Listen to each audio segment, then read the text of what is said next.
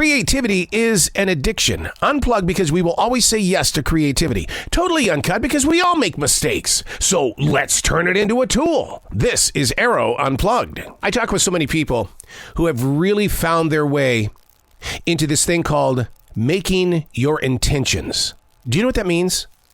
Putting your mind in a place of saying, my intention today is to try to accomplish this. I have intentions. That's part of the reason why I go on daily transition walks. We all go through so many different mindsets, but we don't sit down to listen to them. We don't even walk around to listen to them.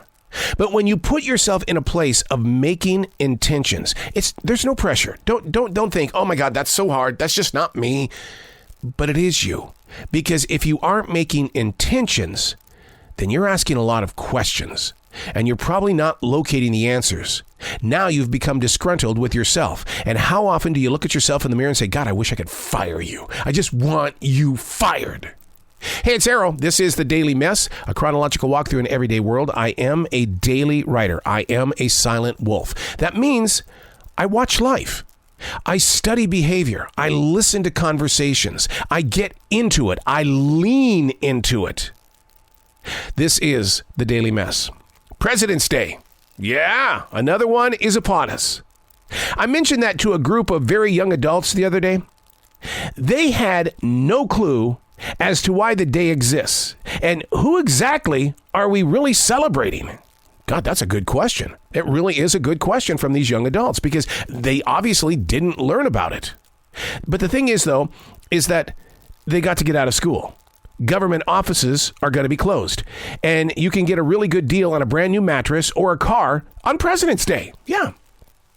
President's Day actually started off as Washington Day. In 1885, they wanted to celebrate George Washington's birthday. It's rarely the same date, but always the third Monday in February. But here's the thing. Here's the twist in the story. 9 states don't observe President's Day.